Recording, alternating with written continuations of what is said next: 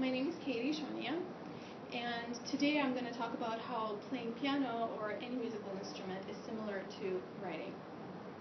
So I've been playing piano for quite a while, to be precise, 18 years of my life. I started when I was 6, and I've been playing ever since. It was my mom's idea to have me start playing piano. She always thought that musical education is important for spiritual growth, and I do agree with her on that. By the time I had my first piano lesson, my sister had already taken lessons, and she'd been playing recital and practicing at home, and I would watch her and listen to her, and I was really excited for my first lesson. I always understood music. I loved music from the day I was born, and it was really exciting to me, and I thought I'd be really good at it.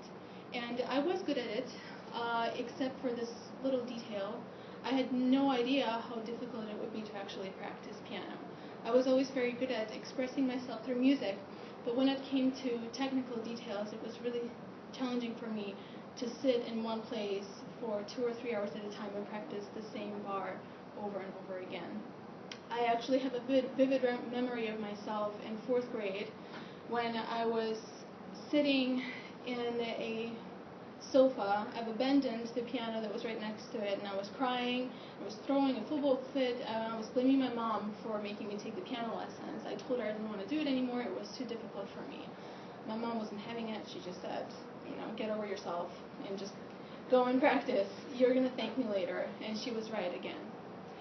And I am actually taking a piano lesson here at UWSP campus. And the other day I was at the NFAC practice room, and I was practicing one of the more difficult parts of my piece. And I was getting really frustrated with myself because I couldn't get it down. My fingers just wouldn't cooperate. So I was getting really annoyed, so I said, you know what, I'm just going to step away. I know that later on when I come back to this, I'm probably going to do a much better job. I'm just getting really frustrated right now. And then I thought, this is what I tell my learners a lot in the writing lab. When you have a writer's block, or things are just not working out the way you want them to, and you can't get the words out and on the paper, you have to just step away from it and maybe come back to it like half an hour later, or maybe even a day later, and it'll work out much better. And then I started thinking of all those things that are so much similar in practicing piano and writing.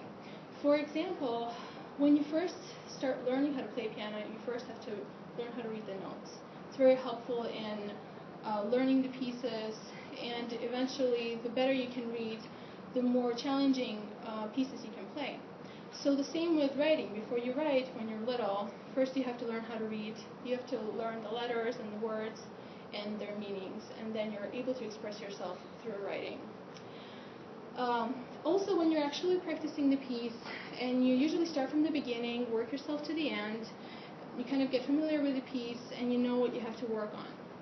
With writing, when you're first starting to write, you pick the subject, you think to yourself what exactly you're going to write about, you make a mental outline in your head, and then you know what you have to work on. As you're actually starting to practice a piano piece, sometimes it's not a very good idea to start from the beginning, because basically what happens is you end up just practicing the top part, and then you can't really practice the bottom because you're too tired by the time, and sometimes you have to start in the middle, or maybe even start from the end and practice measure by measure.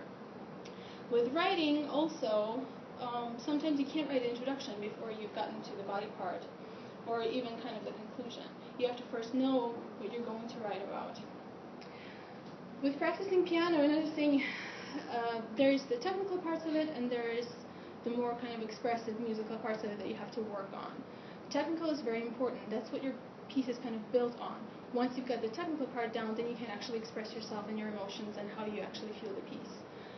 With writing, it's kind of the same. You have to learn the grammar, you have to learn sentence structures in order to be able to effectively express yourself through writing, and then you can add more pieces of you into it.